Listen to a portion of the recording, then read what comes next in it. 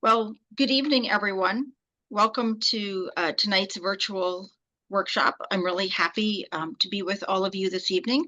I hope everyone's excited about this year's theme of revolution, reaction, reform, and history. My name is Rebecca Tabor. I am the state coordinator for Connecticut History Day. And before we jump into the program, I wanted to start with just a quick discussion about this year's theme. It's been interesting reading everyone's questions about the theme. And I think the number one question is, do I need to use all three theme words? This year's theme with the three R words, to start off with, you do not have to use all three words in your topic. It really is going to depend on the topic you choose. A revolution is a forcible overthrow of a government or social order. It's a dramatic and wide-reaching change in the way something works or is organized or in people's ideas about it. It is something that is a radical change, but it is not limited to just politics or war. It can be a wide range of revolutions. A reform is the effort to change to a better state or form, to improve by alteration, substitution, abolition. The difference between a revolution and a reform is this kind of example. If you have a car, a reform to a car is where you're going to repair it. A revolution would be just buying a new car, starting over. And a reaction is how someone or something responds to something that's happened. You might have revolution, you might have reform, but either of those is going to have a reaction. And it doesn't necessarily have to start with a revolution and go to a reform. It could be a reform that leads to a revolution. So it can go in kind of any part of that circle. And then I would also say, just to reiterate, that you do not have to have all three words in your topic. It's going to depend on what your topic is. You're going to need to, if you have a big interest like the American Revolution, you're going to need to funnel it down into a more manageable bite. But you do not have to have all three words. And let's say you have both revolution and reform that's related to your topic. It doesn't have to be 50-50. It might be 30-70. So hopefully that helps with everyone. I am very, very excited this evening to welcome all of you. This has been a new idea that we had to do a virtual workshop and have kind of a theme introduction for everyone and a chance to talk to some of our state's most amazing historians. I'm really excited that tonight our program is going to be moderated by Dr. Andy Horowitz. Andy is our state historian. He is an associate professor of history at UConn, and he is a scholar of modern U.S. history. His research focuses on disasters and the questions they give rise to across race, class, trauma, inequality, environmental change, to name just a few aspects of that topic. Before being appointed as state historian here in Connecticut, Dr. Horowitz taught at Tulane University in New Orleans. And Dr. Horowitz is a native of New Haven, so he's come home to Connecticut and he received his PhD from Yale University and a Master's of Studies in Law from Yale Law School. His first book, entitled Katrina, A History 1915 to 2015, won a 2021 Bancroft Prize in American History.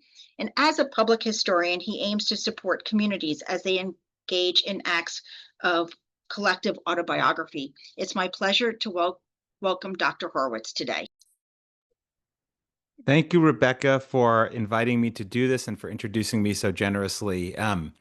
There's so much I could say because Connecticut History Day is such an awesome thing, and it's just wonderful to have so many of you interested.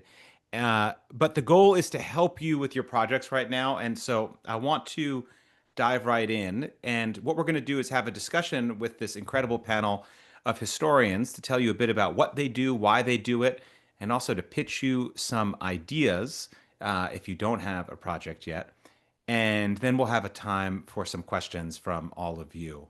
One of the most, I said I wasn't going to talk, but I just am so distracted even by the question of what is a revolution and what is a reform. One of the most venerable debates in American history is how revolutionary was the American Revolution. So historians debate the meaning of those words all the time, and maybe we'll talk about that later. But I was starting to say one of the most important things that a historian does, one of the things that defines you as a historian, is that you cite your sources. And so that's my preamble to saying that I'm now going to read to you in my own voice biographies of each of these great panelists that Rebecca Tabor wrote. So I want to make sure that there's a footnote attached here, just so you know who's talking. The first person is going to appear shortly, but so when you see Dr. Tom Balcerski, you can say, aha, I just heard about that guy, even though you should not see him on your screen yet. He's a professor of history at Eastern Connecticut State University and director of the Center for Connecticut Studies. A historian of American politics, he's the author of Bosom Friends, The Intimate World of James Buchanan and William Rufus King. And Dr. Balcerski has served as editor of the Connecticut History Review since 2024. He serves on the board of trustees of Connecticut Explored, the magazine of Connecticut history. And he holds a PhD and bachelor's degree from Cornell University and a master's degree from SUNY Stony Brook. John Mills is a trained genealogist. He's a descendant of the enslaved, and he's president of the Alex Breanne Corporation, which is a Connecticut-based nonprofit. And the Alex Breanne Corporation focuses on research, interrogation, and presentation of lesser-known stories of the American enslaved. And John unearths little-known people with the intent to inject them into the landscape of the communities where they lived, worked, or died. He then finds current-day descendants and gives them back their history. Reeshemah Norfleet is the director of community initiatives for Discovering Amistad. And Discovering Amistad uses the Amistad Freedom Schooner as a floating museum to teach the story of the 1839 Amistad Rebellion, and tying this important story to present-day social justice. The organization reaches over 14,000 people annually through school programs, tours, and its annual voyage for freedom to 8 to 10 ports. And Ms. Norfleet has worked in the nonprofit sector for the last decade, and her work has included community development and theater. Two more to go. Dr. Donald Rogers is an adjunct lecturer in history emeritus from Central Connecticut State University. And Dr. Rogers specializes in American legal and constitutional history in the Progressive Era. His publications include Making Capitalism Safe. And Dr. Rogers is a longtime board member of the Connecticut Supreme Court Historical Society, where he co-founded the journal Connecticut Supreme Court History. He holds a PhD and master's from the University of Wisconsin-Madison and a BA from Washington College. And then finally, my colleague, Dr. Fiona Vernal, is the Director of Engaged Public, Oral, and Community Histories and Associate Professor of History at Africana Studies at UConn, where she specializes in African, Caribbean, and African diaspora histories. Dr. Vernal's publications include the Farmerfield Mission. She also curates public-facing projects, with her current focus being the Book and Digital Humanities Project Hartford Bound. And Dr. Vernal earned her BA in History with certificate in African American Studies from Princeton in 1995 and her MA and PhD from Yale, where she also was a teaching assistant for a course I took, I think, as a first-year student. So Fiona, Dr. Vernal, has been teaching me for many years, and that is why I think I might ask her to go first if she doesn't mind. I'm going to ask all the panelists the same question, which is just this. Why does history matter to you? And I know that that is a question that you could write, each of you, several books about. But part of the challenge of being a historian is saying important things succinctly. So I'm going to ask you, maybe just in 3 minutes or so, to say, why does history matter to you? And maybe in answering that question, give us a richer taste of the kind of historian that you are and the kind of work you do. So Fiona, if you don't mind going first, I'll throw it over to you. Absolutely, because I get to do a shameless plug. So the most important thing right now for me is to see myself and my community and the things that matter to me, such as housing security and housing stability and housing access, to see those issues front and center and to see the communities that are impacted by those issues front and center. And then in terms of centering the communities that I write about and study and the people that I interview as an oral historian, this weekend, and all of you are welcome to the West Indian Social Club, we are opening our Caribbean Heritage Museum.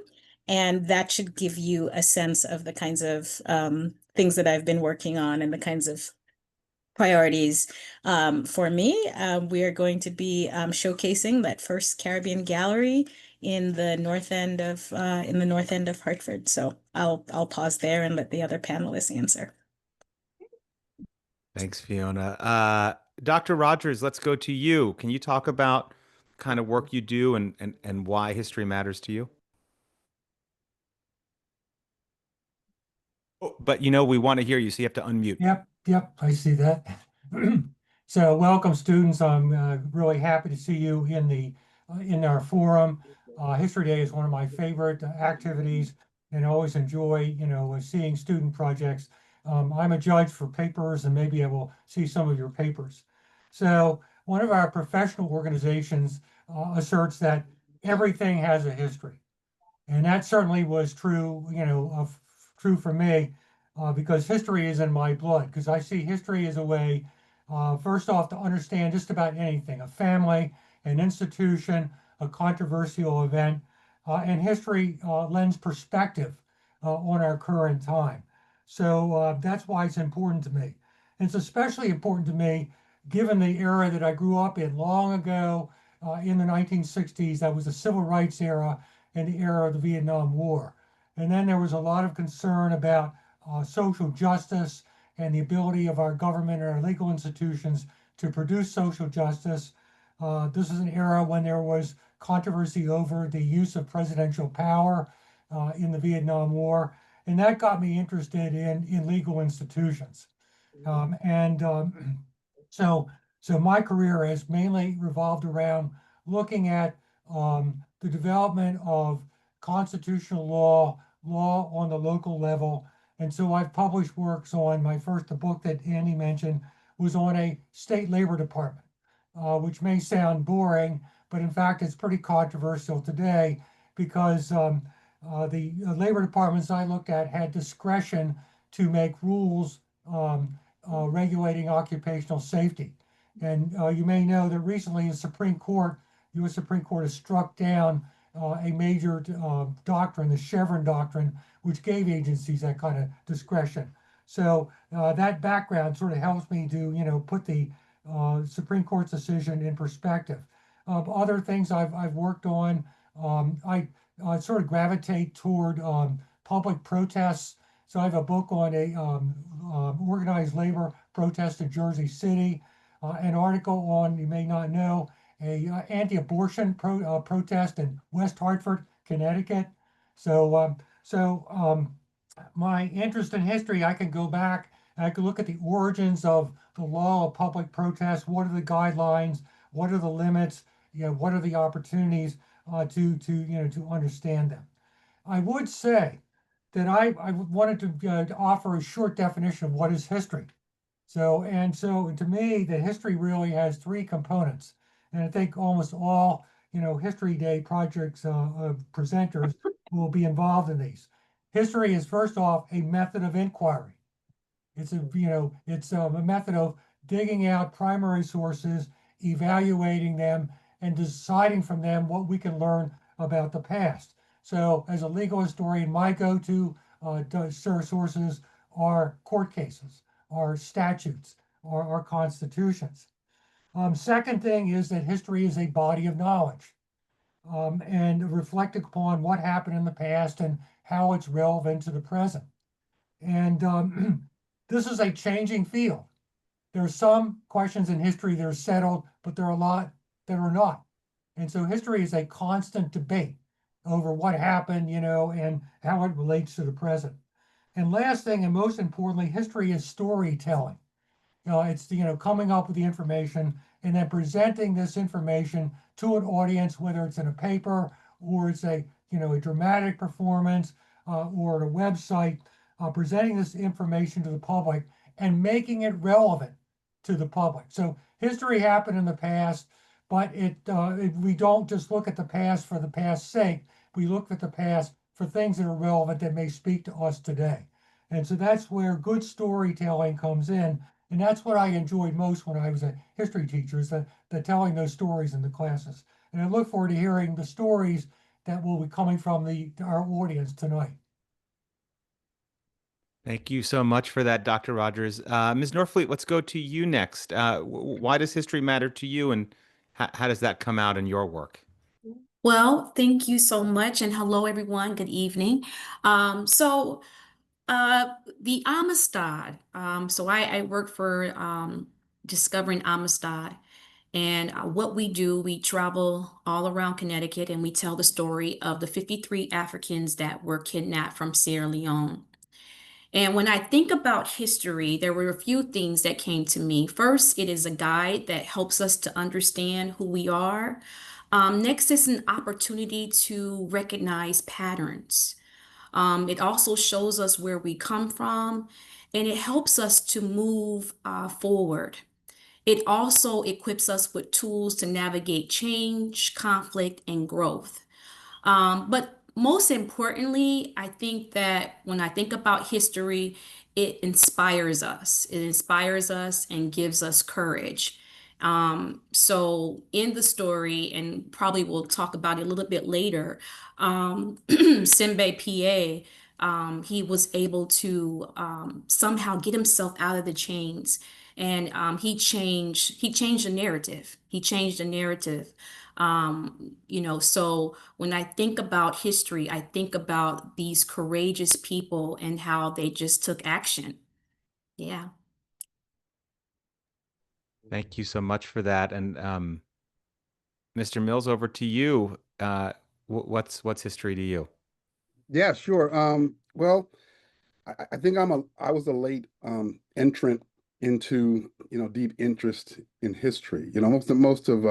I grew up in California, and my father was um, a vet of Vietnam, and I was a latchkey kid. And my mother was working while he was, not at home, and when he came back, he was, one of those people that were heavy into the elements that were arising of California of the time, the Black Panthers and the US organization, and he spoke that language. And um, in the late '80s and early '90s, I was a computer science major.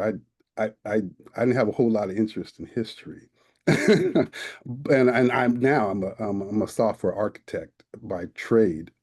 Um, but it wasn't until, my sister introduced me to elements of my own genealogy and the historical context of the time of when my great grandfather and on my father's side and my third great grandfather on my mother's side served in the Civil War, and I had family members that were enslaved, and I started learning their stories, and I started applying some of the temperaments and patterns and practices that I saw from my father and my grandfather to things that affected these historical people that I was now learning about. I could see and draw ties and lines to who they were based on where they came from and their experiences and stories I was learning as an adult. And it taught me a little more about who I was.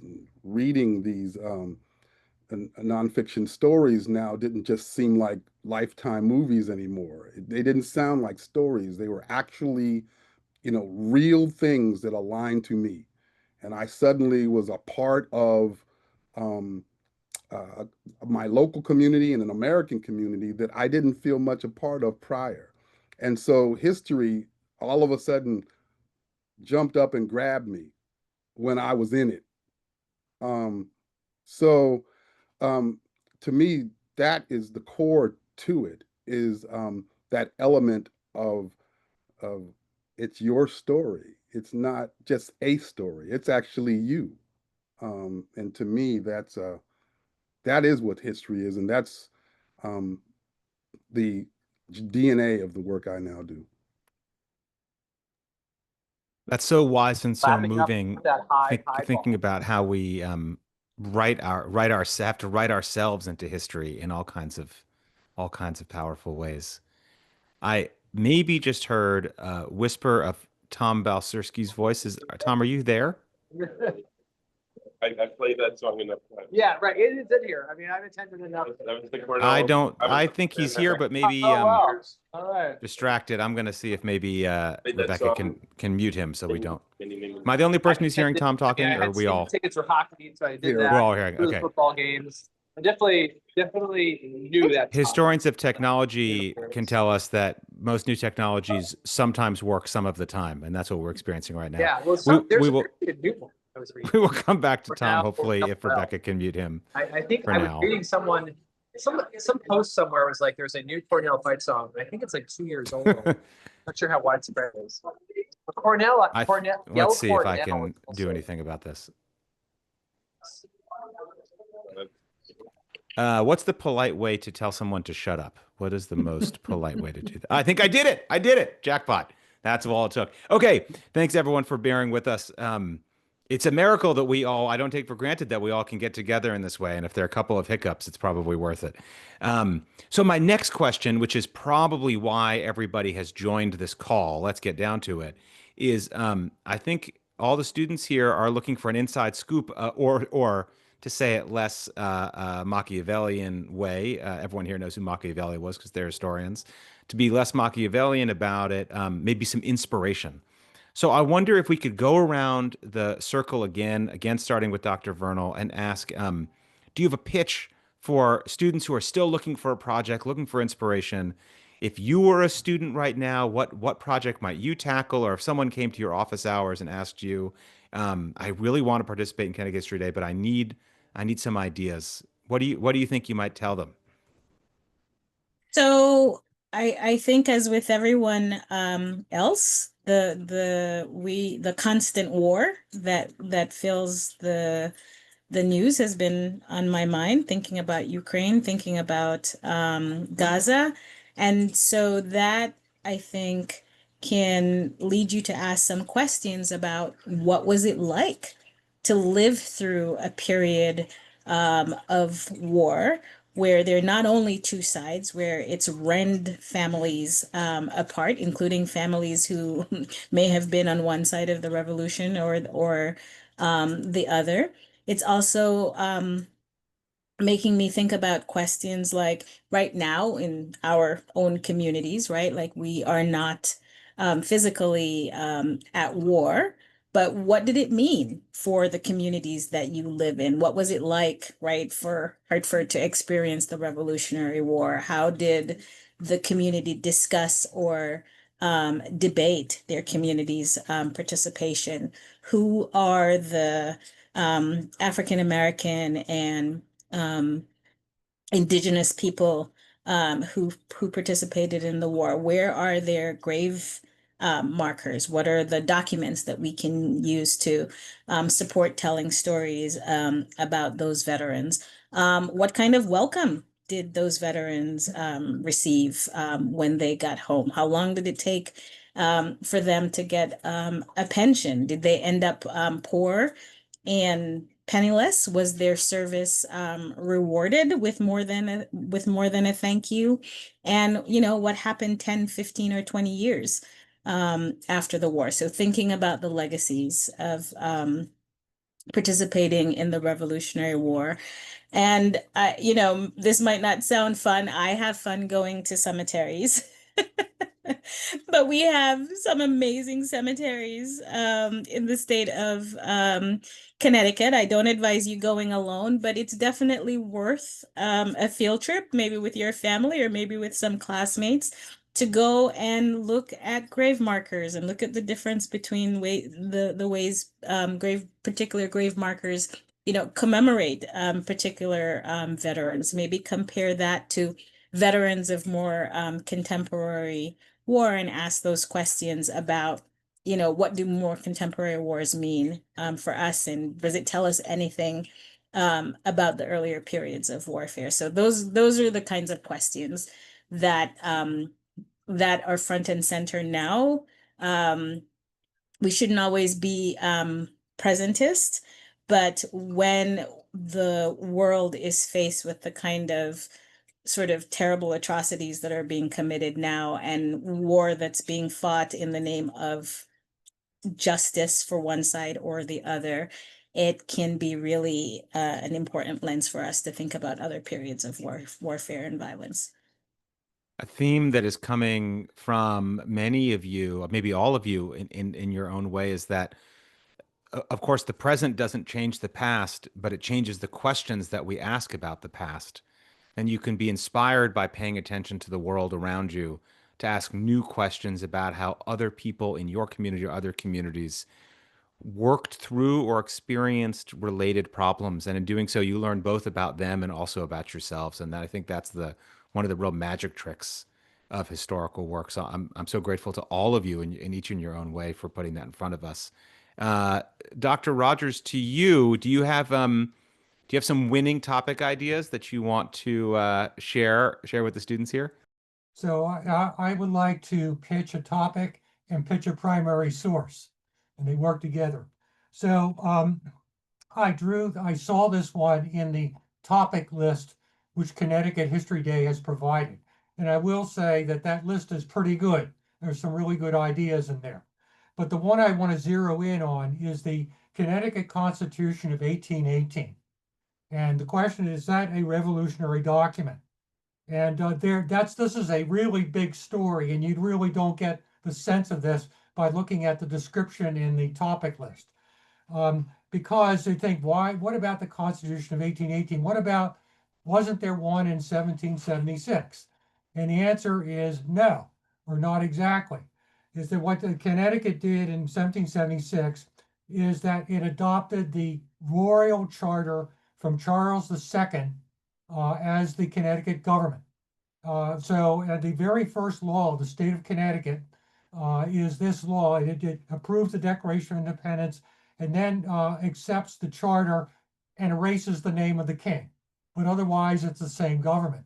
So it would seem that, the Connecticut didn't change very much. Connecticut may have been very revolutionary and radical when it came to American rights, but in terms of its internal activities in 1776, it was very conservative. So compare that then to the Constitution of 1818. Did the Constitution of 18 sort of bring Connecticut up to date? The story of how we get from adopting the charter as Connecticut's government through the Constitution of 1818 is a really exciting story, and there's a lot of colorful characters involved in this story. And one of the great things is there's a wonderful primary source that you can go to and get the whole story. And this is called the Public Records of the State of Connecticut, which you can get to. It's digitalized and online at the Connecticut State Library. You go to the Connecticut State Library and go to the Connecticut Colonial and Early American History page. And scrolling down that page, you will see a link to the public records of the colony of Connecticut and public records of the state of Connecticut. And these are the proceedings of the governor and the state legislature. Thank you, Andy has given us the link to that. It's a wonderful source. It's digitalized, it's searchable, and 2 volumes, volume 18 and volume 19 of the public records of the state of Connecticut give the full story of the Constitution of 1818. Both of them have wonderful introductions by the then editor, Douglas Arnold, and then there are documents within the proceedings of the Constitutional Convention of 1818, newspaper articles, so from both perspectives. It's really a wonderful source, and you can learn a lot about the Constitution. So what did the Constitution change? You think church and state. I mean, until 1818, the Congregational Church was still the established church in Connecticut. The structure of government, there was no independent judiciary after the Revolution in Connecticut. There was no independent governor. It was a legislative, powerful government. What about African American voting rights? I mean, that's common on in the Constitution. So there's a lot of things going on in that Constitution that deserve examination to determine whether or not it's a revolution. And one other comment, just make one other comment about the public records. This is just a wonderful source for digging out information about the American Revolution. because the proceedings of the legislature are very revealing. And one example, if you go to the public records of the colony of Connecticut, you can get the complete story of how Connecticut reacted to the Stamp Act. And the Connecticut was fiercely against the Stamp Act, but the reasons might surprise you. So that could be a topic right there. What's the Connecticut's reaction to the Stamp Act, a revolutionary development? So those are some ideas. I have 1,000 ideas about legal topics, but I'll leave it with that.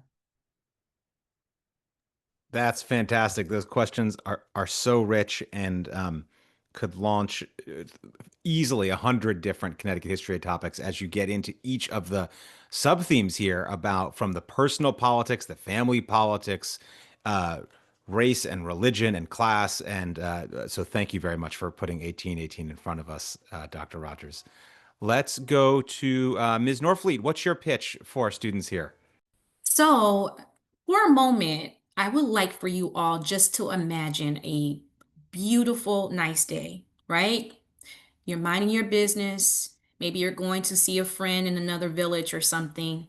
And all of a sudden, the kidnappers come.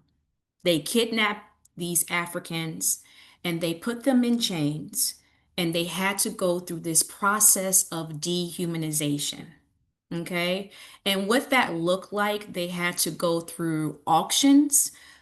Their names were changed. They had to go through forced health inspections. And from there, they were put on the Tesora, which was an actual slave ship. Okay. And this ship was huge. Okay. And so after they put these Africans on this slave ship, they then went to Cuba and they then went through the auctions where two gentlemen purchased 53 Africans. Okay. And then this is where the Amistad comes into play. The kidnappers made a deal with the owner of the Amistad, and now they are on this ship. But something happened. The cook was teasing the Africans and said, "We're going to cook you and eat you." And one of the Africans, Simbe PA, he found a loose nail. And I imagine that when he found that nail, he didn't find it. There's been so many different accounts of what happened. Did he pull it? Where did it come from? But somehow he got himself out of those chains. And when he got himself out of those chains, he rebelled. Not only did he rebel, he all the Africans, he helped his friends get free from the chains. And so this story went on and they were found off of the couch. I'm sorry, I'm going way too fast here. Excuse me. So after they rebelled for their freedom, okay, they asked their captors to take them back home, okay? And so the ship ended up being in Connecticut, okay? And so once that ship landed in Connecticut, then they had to fight for their freedom in the courts. And so the abolitionists really played a huge role in this case. And so when I think about topics, I put down a few topics that I thought that were pretty good. One is the Amistad Rebellion, a fight for freedom on the high seas. Another one is the from captives to captains. Okay, I thought that was another amazing topic that you can go with. And then another one is the voices of the abolitionist movement. So there's a lot of landmarks here in Connecticut. We have the Connecticut Old State House, where the case actually took place. We have the Amistad statue that's in New Haven, Connecticut. We also have the Grove Street cemetery where one of the Africans is actually buried. So there is a lot of history. And not only that, this is Connecticut history. This case caught national and international news, and it really pushed the abolitionist movement. And so if I would give you any topics, I think that those will be great topics to talk about. Thank you so much. And I put a link. Some of you may have noticed I've been putting some links that relate to the topics and themes and documents that these historians are pitching to you. So copy those down if you're interested before the event ends. Mr. Mills, let's go to you finally. What do you pitch to our students here? Sure. A couple things, and I'll tell you some short stories. And forgive me if I'm a little long-winded. I'll try not to be. Most of my education and my 55 years of life have taught me in America has shown me a picture of a lot of great white Americans who did a lot of great things throughout the revolution and beyond. But my research has taught me that there were a lot of other great people that did things that just didn't get the same exposure, and that there were many more of them than I realized. And as I researched, they just popped to the surface. I was doing research in Cornwall, Connecticut, Sharon area, and I learned of a man by the name of Robin Starr, who was enslaved to Josiah Starr in Danbury. And his enslaver asked him to pay 40 pounds for his freedom. He enlisted in the Revolution. Halfway, he'd served for 3 years. He was able to pay half of that, the equivalent of some $5,000 today. He served another 3 years. His enslaver died, but the family still wanted that payment. So he comes back and he pays the other $5,000. So he's fighting for independence for the country, but he's paying for his own freedom. I think one of my pitches would be that narrative. What did independence and freedom mean for those that were fighting while enslaved? And there are many of those, many more than you may know. I would pitch looking into those stories, digging into who those people were, and devising your own perspective. Another story of a family in Simsbury, the Jackson Wallace family. London Wallace served in the French and Indian. He had 3 sons who served in the Revolution. He had a son-in-law who served in the Revolutionary War. These people are unknown. And then his daughter married a man that was enslaved in Bermuda and was traded for a Native American, brought to Simsbury. They had children, and 7 of their grandchildren fought in the Civil War. 6 of them died. These are people that are just not known. There's a question there. Why aren't they known? And why isn't the volume of these people that actually contributed to our independence and all of our various conflicts, why are they in the shadows? Like, why aren't they in your textbooks? Like, I would pitch that you dig further into those stories. And again, with the same context, to look at the sources and derive your own narrative. Don't just go with the narrative that you may have read from a scholar. Derive your own narrative. I was reading a book some years ago by a guy named Dennis Caron. He lived in Simsbury. The book was called A Century in Captivity. It was about an enslaved man named Prince Mortimer who was brought here in a dirty slave ship in 1730s, and he was enslaved all his life, and he was a servant during the Revolutionary War and ran errands for various people during the war, and came back and was still enslaved. And once he came back, he eventually was sent to prison at 87 years old, accused of attempting to poison his master, and he died in prison at 110. I'm reading Dennis Caron's book, and he had a perspective that, wow, he lived to be 110. But when I was reading the book, that was the last thing that came to my mind. I was like, wow, he was on a slave ship. Wow, he fought and he was still enslaved.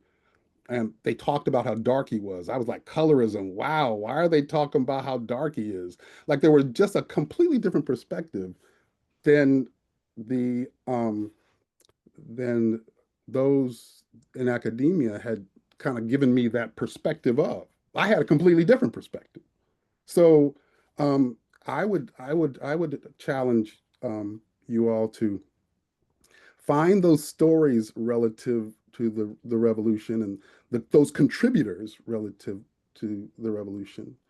Um, Things that interest you, maybe they're local, maybe they're geographically relevant, maybe they're culturally relevant, and do some research and derive your own personal perspective and narrative relative to the primary sources.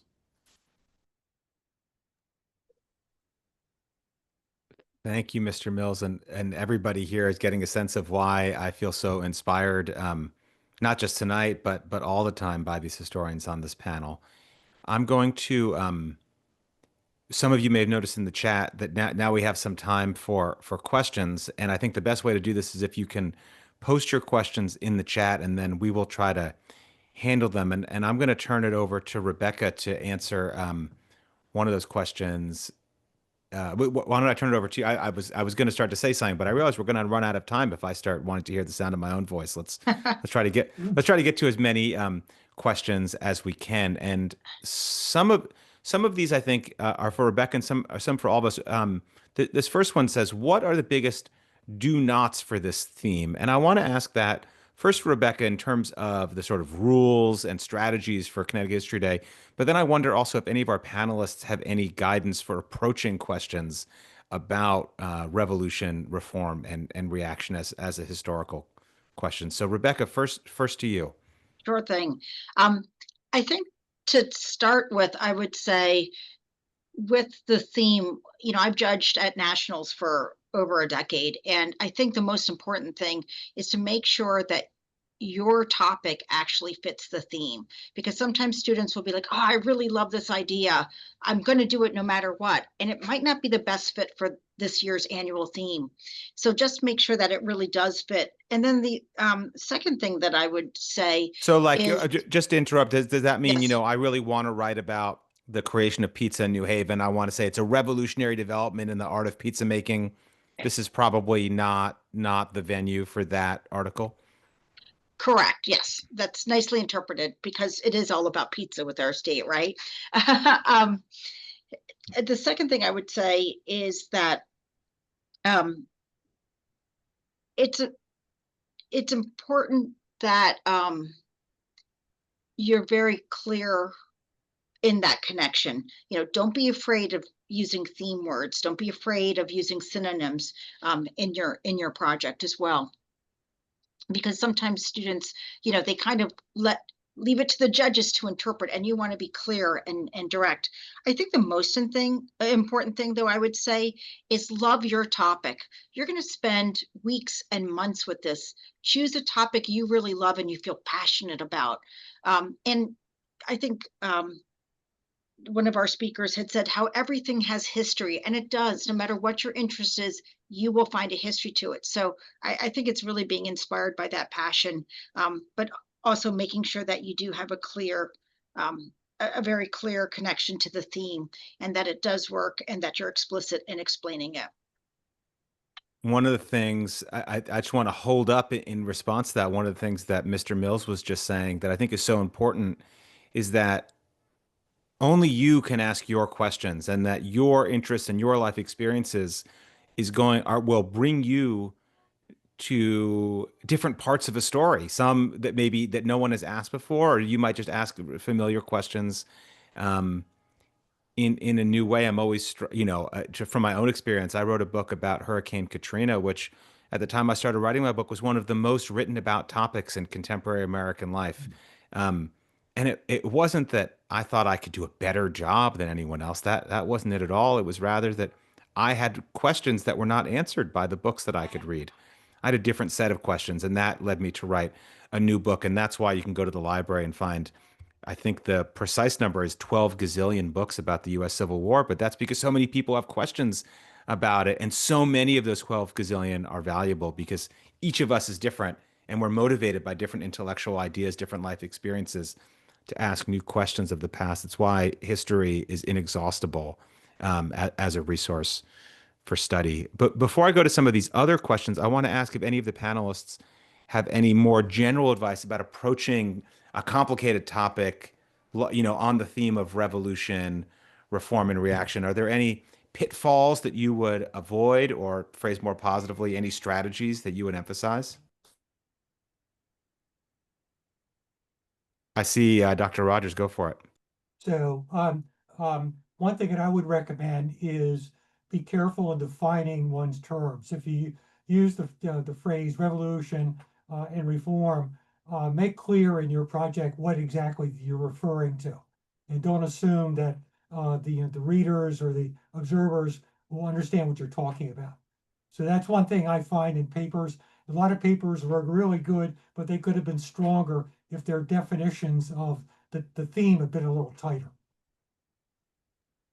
That's great advice. Anyone else want to get in on this question before we go to another? I just wanted to say quickly, like, don't make up your mind ahead of time before you finish looking at the evidence, right? You might come up with a thesis and you are hell-bent on proving that thesis, but the evidence might take you in a different direction. So stay open and flexible and let the evidence guide you. And of course, try to remember that this is supposed to be fun. And you're supposed to have fun with this, even if it's really hard work. Dr. Vernal, I'll keep you in the hot seat because I see a question here that says, is Pearl Harbor a good topic? And the thing that I want to ask you about, because I imagine you work with a lot of students on this question, is the distinction between a topic and an argument as historians, right? Do you have something you could say about, because of course, Pearl Harbor could be a good topic or it could be a terrible topic, depending on the kind of questions one asks and what kind of, I'm putting you on the spot because you just talked about hypothesis and thesis and stay open. So yeah, so say something about the difference between a topic and an argument. Yeah, absolutely. So that is like Mount Everest, right? So now you're going to have to figure out one of the best ways for you to work through this really broad theme and topic is, what about Pearl Harbor? When? After Pearl Harbor, who? So the best way when I'm teaching my students to narrow down a topic, I ask them to pretend to be journalists, right? And to ask some very basic who, what, where, when, how, and why, and then to continue to unpack those questions so that you can see which of those questions interests you most, right? It could be that you started off with Pearl Harbor and now you want to know where in the United States there are commemorations of Pearl Harbor, but you won't know that until you begin to ask yourself some very basic questions. So pretend like you're a journalist and begin to ask yourself questions, and then continue to ask yourself questions so that you can narrow down your topic into something that is right size, right? Like, that's really important. You have to pick something that is the right size for the amount of time that you have to devote to this project. So that's one of those don'ts, which is you've picked a really, really broad theme now. Now you need to narrow it down. And that's often, thank you for that. That was so well done. I knew you would do it better than me, which is why I asked you to address that question. But it also can be a mirage, the carefully crafted question, because even something that seems so small, I wonder if this resonates with any of you, can suddenly get huge. So, a kind of very basic question like, which seems to animate a lot of Mr. Mills's work in a way, is, why did you live in Connecticut? Why did this person live in Connecticut? And the short answer might be, I was born here, as Ms. Norfleet said, I was kidnapped and brought here.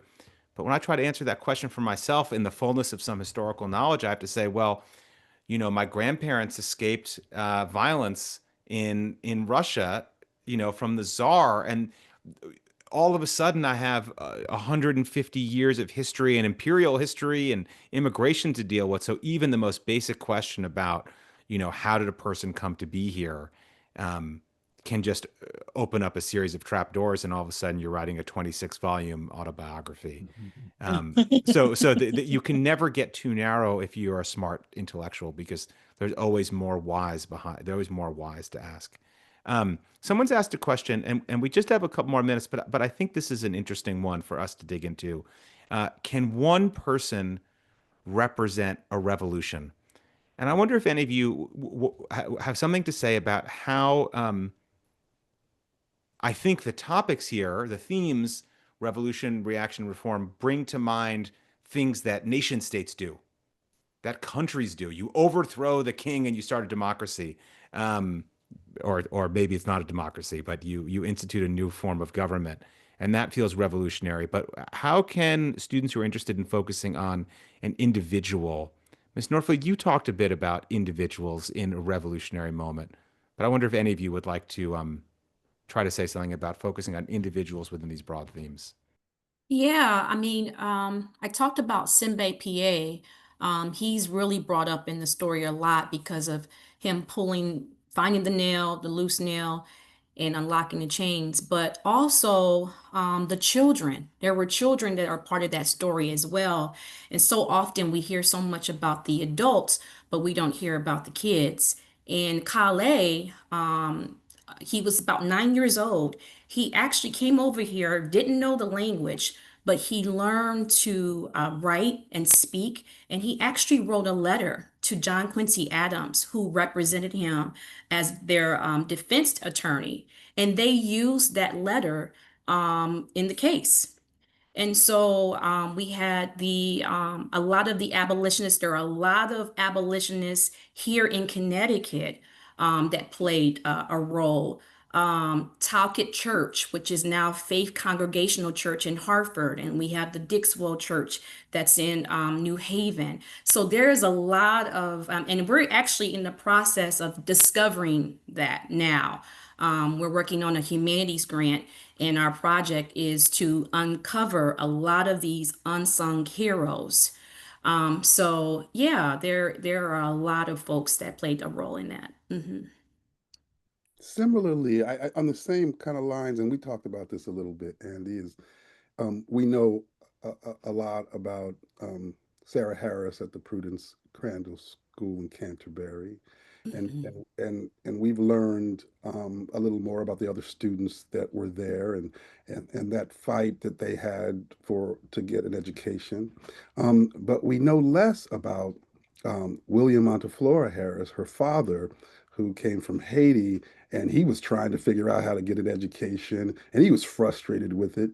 And so there was a germination of that idea that came before Sarah, right? I see it as revolutionary. It started a revolution, but we don't actually follow it back to that germination, right? So yeah, I think you could do that with some of these stories. You could just walk it back a step and try to figure out what drove that, and that it could be one person, and that could be how you do that.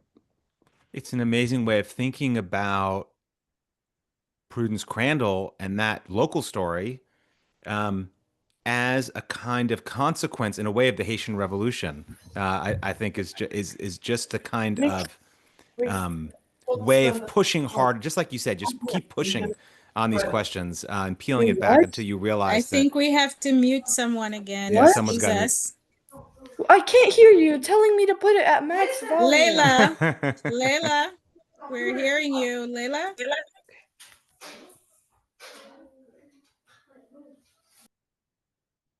There we go. Okay. I realize that we're just about at time. I want to address one question in the chat, and then I want to give anybody who'd like to have an opportunity to have a last word, and then we'll let Rebecca have the last word.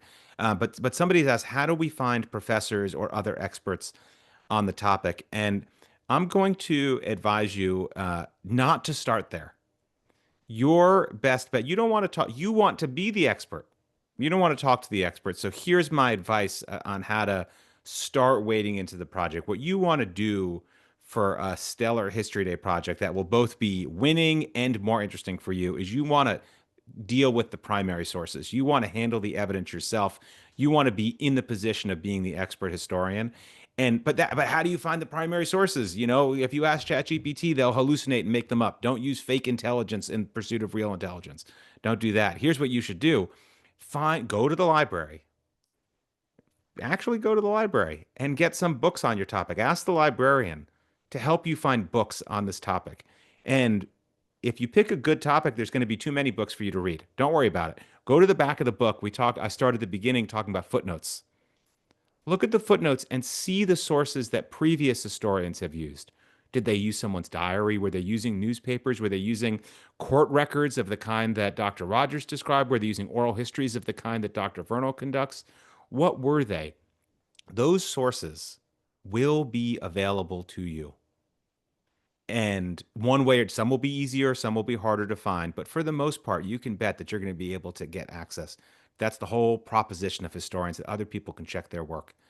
So get those books, go right to the back of the book, read the tiny print that has the footnotes, see what evidence other scholars are using, and that's your way into the topic. And if you send me an email that says, dear Professor Horowitz, can you help me learn about Prudence Crandall? I'm going to say, no, I'm very busy. But if you send me an email that says, I've been looking at these court records and I've been reading this testimony and it's blowing my mind, and I have this specific question I'm having trouble, then I'm going to say, let's have lunch. That's the difference. That's the difference between being someone who's trying to get someone else to do your homework for you and being a fellow scholar. And the Connecticut History Day is an opportunity for you really to become a historian, to do the serious work. We're not like, this is not astrophysics where you can't maybe build the rocket ship to space in your living room, but you can do real historical experiments in your living room. You can make real discoveries. You have access to the same materials and the same tools that any of us have to do the best possible work. So I encourage you, like I said, go to the library, touch some real books, look in the back of the book, find the primary sources they're using, approach them yourself, read them carefully, and build from that. And you will all have an amazing experience with this. So that's my pitch. And I wonder if anybody else has something they want to say before we go to Rebecca for a last word. Go for it. I just wanted to say that depending on where you are, probably you're in Connecticut, every town has a historical society, just about our 169 towns. So there are history centers and libraries and historical societies, and they all have librarians and archivists who can be reached by email. And so I would also encourage you, after you've dug around a little bit and maybe narrowed down your topic and maybe looked in the online catalogs, they all have online collections and online catalogs, that those would be individuals to reach out to, because they are reference librarians, and it is their job to respond to inquiries. So that would be a good place to start after you've done some initial digging and narrowing down of your topic and exploration. Dr. Rogers, I saw your hand. So first off, I want to say I really appreciate the comments from my fellow commentators. I learned a lot from you. Especially, I appreciate the emphasis upon finding the primary sources and making your own judgments about them. I think that that's really important. I want to add to Ms. Norfleet's great points about the Amistad, is that there's an important Supreme Court case on this case, and that could be a topic. There are two good books by Howard Jones and Marcus Rediker on the Amistad case. I mean, look at the Supreme Court decision itself and see what you think. So there's a lot going on with the Amistad, and there's probably many different directions that one could take with it, including a legal direction. Any other last word? There's no pressure, but I just want to make sure anyone else who wants to say something has the opportunity. Otherwise, we're only 6 minutes over, which is record time for a group of historians. Okay, Rebecca, why don't you bring us home? Oh, great. Well, Dr. Horowitz, thanks so much for moderating this discussion. I'd like to thank all of our panelists. I've learned a lot, and I only wish there was an adult category that I could do a History Day project this year, but I'm not allowed to. But I do want to encourage all of the scholars who have joined us tonight as you approach your History Day project. I think you've got some good ideas for watching the news, getting inspired to go and dig and find the reasons why. I know some questions asked, well, how old does my topic have to be? There's no hard and fast rule, but you do want to have a topic that's old enough that you can see the impact. And I think also going back to a question you asked, Dr. Horowitz, which is with history and why we have all these books on similar topics is because we look at it differently. And one of the things with History Day is you are using historical evidence to make an argument. It's not just a report. And I think that's kind of the exciting thing, that your voice is really heard in this process. So I just want to thank everyone for taking the time to chat tonight. We will be sharing this recording with everyone. It will be posted. We'll share it with others. And thank you so much for joining us this evening.